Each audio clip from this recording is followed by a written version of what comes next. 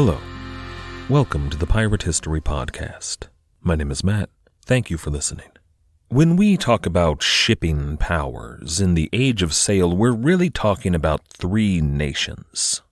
If nation is the right word. A nation-state was still a pretty new concept in 1700. But we're talking about Portugal, England, and the Dutch Republic. Naturally, they weren't alone. Places like France and Spain, Venice, Sweden, China, a bunch of powers all around the world had powerful shipping concerns, but Portugal, England, and the Netherlands, they built empires on the back of their shipping. That differentiates them from somewhere like Spain, who built, the largest empire in the world, but they did so on land acquisition, agriculture, slavery, mining, extraction of wealth rather than shipping of wealth. The difference here, and there is a difference, is between a mercantilist empire and a proto-capitalist shipping empire, although I'm not sure I understand it enough to really explain it. But that difference doesn't matter here. That's not what we're going to talk about today. All of this is a really roundabout way of reminding you that Portugal, alongside England, had a significant presence in India in 1697. Remember that Bombay, modern-day Mumbai, that was a Portuguese possession until 1661, when Catherine de Braganza married King James II, or the future King James II. The King of Portugal included Bombay in her dowry, which in 1661 made it an English possession. But that doesn't mean Portugal was pulling out of India. Bombay was important but had never been her primary outpost in India. That honor goes to the city of Vasco da Gama, in a region called Goa, on the southwestern coast of India. Last time we discussed the Mary, a ship carrying a Captain Thomas Parker, now the pilot of Adventure Galley, and a number of Portuguese priests. After Captain Kidd absconded with Captain Parker and an unnamed Portuguese translator, the Mary sailed immediately for Bombay. They reported Captain Kidd and the Adventure Galley for piracy, which was technically not true. There had been a bit of, piracy, but Captain Kidd made his men give it all back, and he had absconded with a couple of the crew of the Mary, and that is something that pirates did, but so did the Navy. Naval press gangs were currently roaming port towns all over the world looking for men they could impress into service. The Royal Navy had even impressed men from the Adventure Galley upon leaving London. And Captain Kidd did maybe have a royal authority to do just that, to impress men into his service for his hunt for pirates. But Sir John Gayr and the English East India Company, they didn't know that. But even if they did, I doubt they would have cared. As soon as they had heard word of Kidd's piracy, they sent their fastest ship on to Goa to warn the Portuguese, or maybe the Mary herself sailed on to Goa. I've got conflicting sources on that. Either way, though, the Portuguese authorities in India were soon well aware of Captain Kidd and his depredations against Portuguese subjects, and they cared even less about Kidd's supposed royal authority. Now, here in 1697, the Portuguese were allies of the English and the Dutch in the war against France. England and Portugal were old allies, though, predating this 9 Years' War by decades. But in India, things were different.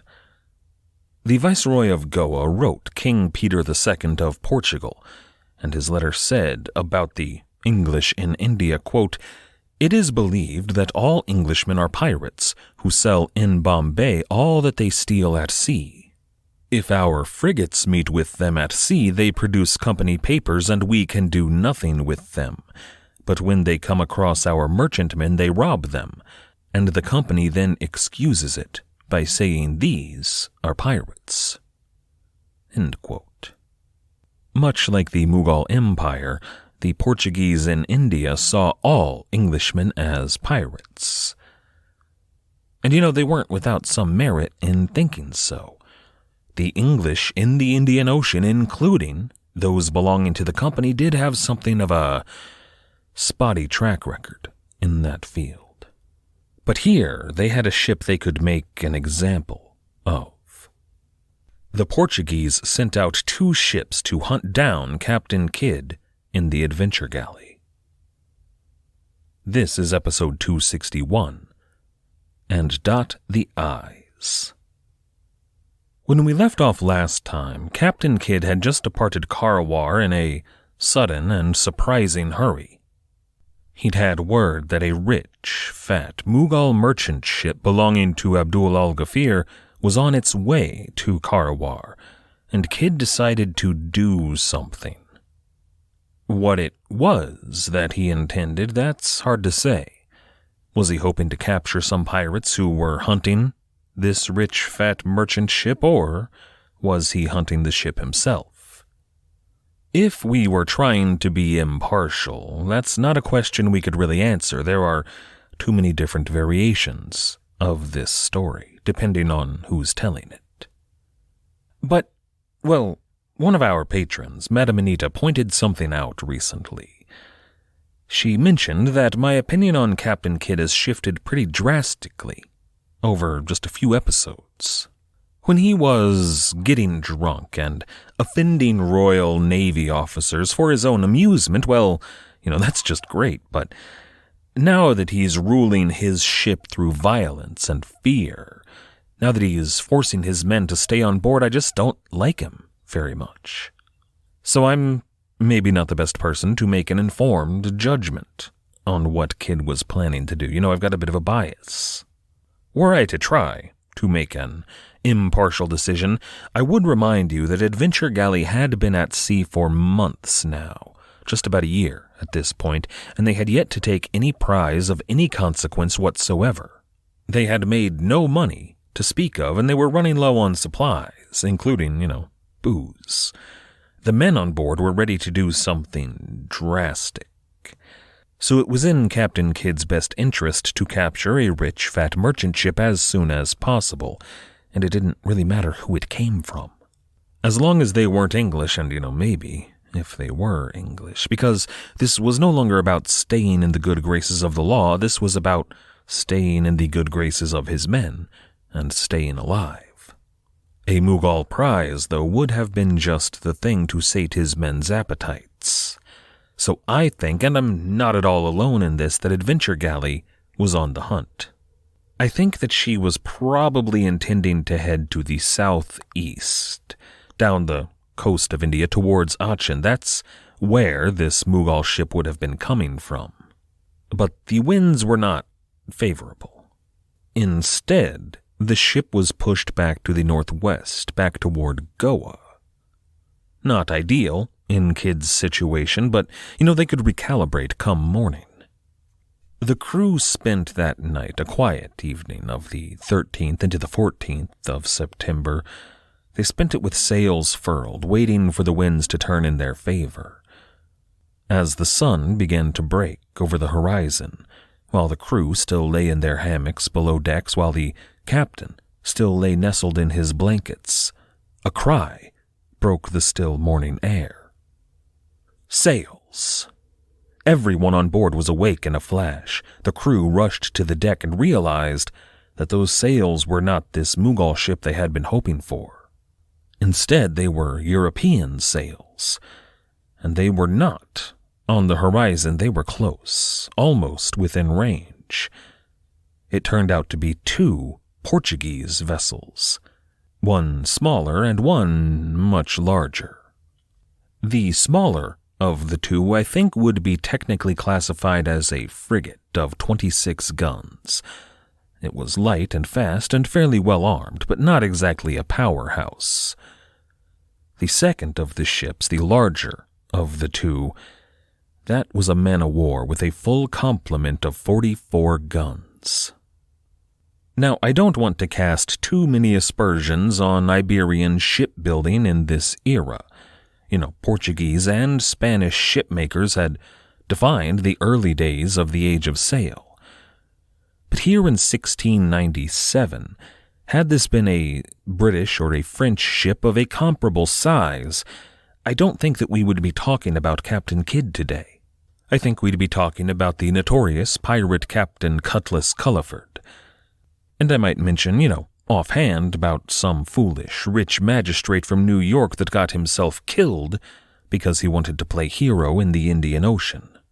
Portuguese man-o-war and Spanish man-o-war, they were beautiful vessels. Floating works of art, they were covered in ornate woodwork, usually with a religious theme. Crosses and saints, images of the Virgin Mary, they were gorgeous and perfectly suited to intercontinental sea travel. They were fine ships, but with those 40 guns and all of that heavy woodwork and a large crew, and of course, space for cargo because they had to be able to carry cargo, well, these ships could, without question, hold their own in a line of battle. But where they suffered, where they weren't exceptional, was the chase. A British ship of 40 guns, or, French or Dutch, well, they would have been a lot more sleek. No ornate woodwork. No extensive cargo holds to carry oriental spices. It would have been just guns and men with swords. And we are talking about Captain Kidd today, so I don't think it's a surprise that he's going to get away here. The story, though, is not that he got away, it's how he gets away, and that's impressive. So as the men are still just waking up, realizing that these two ships are almost upon them, the larger of the two hailed the Adventure Galley. According to Captain Kidd himself, it was in that kind of, lingua franca of the sea, the language of the hierarchy, if you will. The Portuguese man-o-war hailed him, saying, "From what seas are you come?" And Kidd replied, honestly, "From London." Then he returned the question, "Where you come from?" And the Portuguese ship replied, "From Goa." And then, after this brief exchange, the two Portuguese ships pulled back. And that was a bad sign.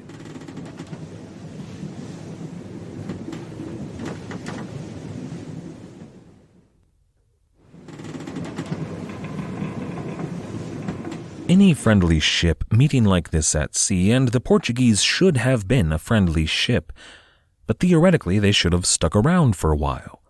To share news, maybe to trade a bit, and the captains would probably share a meal and a couple of drinks, but that's not what happened here. The man-o-war moved to starboard, and the frigate moved to port. They were flanking the Adventure Galley, and moving in as though they intended to attack. So Captain Kidd ran for it. That's the move here, and I know that doesn't sound like much, but stick with me, this will get cool. Captain Kidd ordered his men to the oars, and they did it. They might not have been happy with Captain Kidd, but, right now 2 Portuguese ships are clearly about to open fire, so they put their backs into it. The crew of the Adventure Galley pushed hard to the south to get out of Portuguese range, and they pulled it off, running down the coast, but those 2 Portuguese vessels gave chase. Now, early on, there wasn't a lot of wind for either ship, so Captain Kidd, with his men on the oars, managed to put a good bit of distance between himself and the 2 Portuguese vessels. But when the wind picked up and caught the sails of the Adventure Galley, that actually gave the Portuguese an advantage. They opened up as much sail as they could. They drew closer as the sun reached its zenith, and as the sun began to sink, they were right on Captain Kidd's heels. By the time dusk had settled over the water, the Portuguese man-o-war was within range. The frigate was apparently in range as well, but was unable to get a proper angle for the shot. However, that man-o-war could. She managed to get off a perfect volley. 6 shots hit the ship at the waterline, exactly where you want to hit a ship, and the Adventure Galley began taking on water. Men had to rush below decks to close the holes that had been created by those cannonballs. It wasn't enough to sink the Adventure Galley, not with the crew doing their job, but it put a real scare into the crew. And that scare may have been just what they needed. The Adventure Galley, as dusk turned into night, managed to put a little bit of room between themselves and the Portuguese. Not a lot, but enough, some breathing room. All throughout that night the chase continued. Captain Kidd managed to pull further and further away from the Portuguese man-o'-war. But the frigate, on the other hand, the smaller of the two ships, well, she managed to close the gap. At these speeds, a man-o'-war just couldn't keep up, but the frigate had Adventure Galley matched. She may have been faster, even. So when the sun began to rise on the second day of the chase, Captain Kidd made his move. What he did was something that most ships just couldn't do in the age of sail. It was really only an option for a galley. Kidd ordered some of his men into the rigging and others down to the oars. They had to work together and time it just right, but if they pulled it off... At Captain Kidd's command, the oarsmen to the starboard of the ship dipped their oars into the water and held fast and hard. Those on the port side dipped their own oars in and pushed even harder. Simultaneously, at that exact moment, the men in the rigging tied the sails down fast, held tight.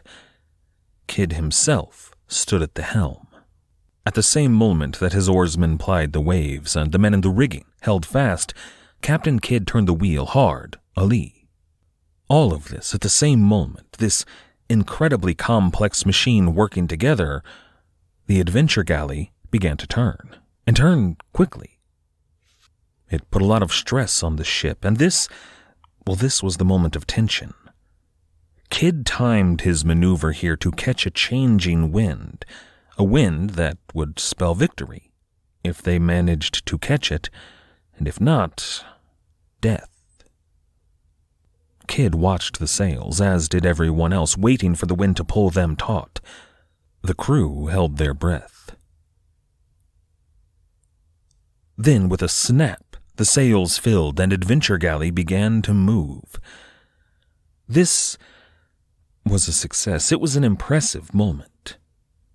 Captain William Kidd, in 1697, pulled off what modern naval tacticians call crossing the T. That's when one ship positions itself in relation to another like the top of a capital letter T. It puts the other ship, the vertical line of the capital T, in range of your guns, while your ship, the top, the cross of the T, is free of danger. It's a move that became prominent during the Age of Steam, in the late 19th century and even into the 20th. It's something that naval warship commanders of the era all aspired to pull off. But those are ships with power, steam power at first and then later on regular fuel. But Captain Kidd, here in 1697, pulled it off with sails and oars. It's a worthy bit of seamanship. It's why Captain Kidd, he's not just some New York socialite that managed to con his way into a commission. He's, whatever I may think of him, Captain Kidd is a hell of a sailor. And I don't mean to imply it was impossible to cross the T in the age of sail. It did happen, but it was rare, and when it did, it was usually thanks to specific circumstances in a battle of the line. In a circumstance like this, 2 ships involved in a chase, well, it's a gold star on Captain Kidd's resume. Now that the Adventure Galley was in a dominant position, Captain Kidd opened fire. His guns blazed away. They fired at will whenever they had a good shot, raining cannonballs down on that smaller frigate. In short order, and we're talking about minutes here, the sails of that Portuguese frigate were in tatters, the masts were splintered, and her crew were either dead or dying or in hiding. It was a sudden and undeniably decisive victory for Captain Kidd. Now, some of the members of the crew of the Adventure Galley wanted to board that Portuguese ship. They wanted to loot whatever goods they could find. After all, those are the spoils of victory for a privateer. But Captain Kidd wouldn't allow it. I suspect that had the circumstances been different, he probably would have allowed it. This was not a moral stance he was taking on attacking the Portuguese. This was practicality. A very large, very powerful man-of-war at full sail was still bearing down on them, and if they took the time to ransack that frigate, they would be caught. So Captain Kidd ordered the Adventure Galley to retreat to the southeast, back down the coast of India. And that man-of-war could have continued the chase, probably fruitlessly, but you never know. Instead, though, the frigate was in bad shape. She was taking on water, really unable to sail. So the man-of-war took all of the crew and cargo on board and towed the frigate back to Portuguese territory. Now, Captain Kidd, in this situation, had been fired upon first. He did not begin these hostilities, unless, of course, you count his ransacking of the Mary, which, he told his men to give the cargo back. Nonetheless, whatever his guilt might be, Captain Kidd had just engaged in battle with a ship that belonged to a close and old ally of England.